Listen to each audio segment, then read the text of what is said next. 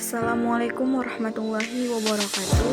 Kembali lagi dengan channel YouTube saya Siti Hodijah Siombing dengan NIM 0306 191006 dari kelas PGMI 1 semester 6. Nah, materi yang akan kita bahas mengenai perkembangan teknologi transportasi. Dapat kita ketahui mengenai sejarah transportasi. Transportasi yaitu dapat memindahkan objek yang dilakukan pertama kali dengan menggunakan tenaga manusia seperti menjinjing, memikul. Kemudian, karena keterbatasan kemampuannya, manusia mulai menggunakan rakit atau perahu untuk memindahkan objek dengan bantuan tenaga manusia, lalu digantikan oleh angin. Setelah roda ditemukan, manusia mulai membuat alat transportasi dengan menggunakan tenaga hewan untuk memindahkan objek. Daya angkut dan jarak tempuh menjadi bertambah. Tantangan tersebut dapat dipecahkan pada era revolusi industri pada tahun 1829, yaitu mengenai mesin uap yang ditemukan.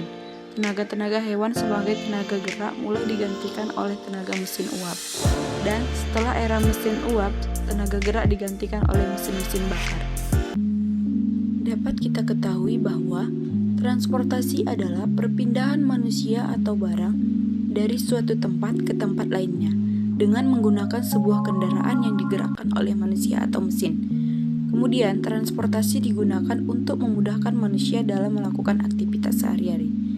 Menurut Hasim Purba, transportasi adalah kegiatan perpindahan manusia atau barang dari suatu tempat ke tempat lainnya, baik itu melalui darat, udara, dan laut. Selanjutnya kita masuk pada tahap fungsi transportasi. Yang pertama, untuk memudahkan aktivitas manusia dalam kehidupan sehari-hari. Yang kedua, untuk melancarkan arus barang maupun arus manusia. Yang ketiga, untuk menunjang perkembangan pembangunan pada suatu daerah. Dan yang terakhir, untuk menunjang perkembangan ekonomi dengan jasa angkutan. Nah, dapat kita ketahui bahwa manfaat transportasi terdiri dari 4. Yang pertama yaitu manfaat bagi ekonomi. Dengan transportasi memungkinkan transaksi dagang yang menguntungkan secara optimal antara penjual dan pembeli, karena kedua kelompok tidak lagi berada dalam satu kelompok kecil. Selanjutnya, manfaat untuk sosial yaitu ada 4, dapat menjadi pelayanan untuk masyarakat baik itu perorangan ataupun kelompok. Yang kedua, memendekkan jarak antara tempat atau daerah. Yang ketiga, menyediakan jasa bagi perjalanan. Dan yang keempat, pertukaran informasi dan lain-lain. Selanjutnya, mengenai manfaat untuk kewilayahan, yaitu dapat memudahkan dalam memenuhi berbagai macam kebutuhan bagi daerah-daerah, khususnya daerah yang sedang mengalami pembangunan. Nah, manfaat yang terakhir yaitu mengenai manfaat untuk politis. Dapat kita ketahui manfaat untuk politis diantaranya sebagai berikut. Yang pertama, dapat menciptakan persatuan, dan yang kedua, dapat meningkatkan keamanan negara. Nah, teman-teman, ternyata unsur utama transportasi itu ada 5. Yang pertama, manusia. Manusia yang memerlukan transportasi. Yang kedua, barang yang dibutuhkan oleh manusia.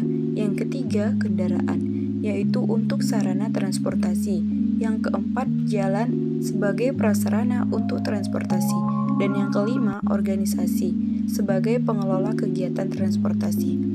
Seperti yang kita ketahui, sebagian besar manusia dalam kehidupan sehari-hari akan berkaitan dengan penggunaan alat transportasi. Baiklah, selanjutnya kita akan membahas mengenai jenis-jenis alat transportasi.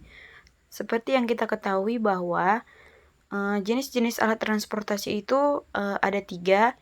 Yang pertama, transportasi darat. Yang kedua, transportasi laut atau air. Dan yang terakhir yaitu transportasi udara. Yang pertama yaitu transportasi darat. Transportasi darat adalah kendaraan yang bisa digunakan sebagai alat transportasi di darat. Biasanya dapat digunakan di wilayah seperti perumahan, kota, atau bisa juga antar kota. Contoh alat transportasi darat seperti sepeda, delman, sepeda motor, becak, mobil, truk, bus, kereta api, dan lain sebagainya. Nah, yang Yang kedua yaitu mengenai transportasi laut atau air. Transportasi air adalah kendaraan yang bisa digunakan sebagai alat transportasi di air. Artian air di sini dapat berupa seperti danau, sungai, laut, dan lain sebagainya. Contoh alat transportasi di air yaitu seperti rakit, kano, sampan, perahu, kapal, speedboat, dan lain-lainnya. Nah, yang terakhir yaitu mengenai transportasi udara.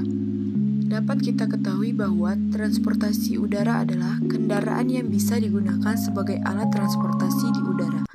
Transportasi satu ini lepas landas dari daratan dan terbang di langit. Contoh alat transportasi udara yaitu seperti helikopter, pesawat terbang, balon udara, dan lain-lain sebagainya.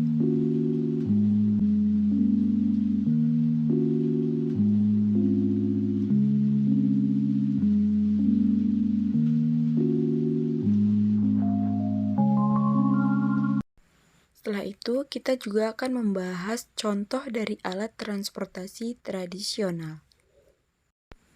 Adapun contohnya seperti delman, bentor, pedati, dan becak dayung.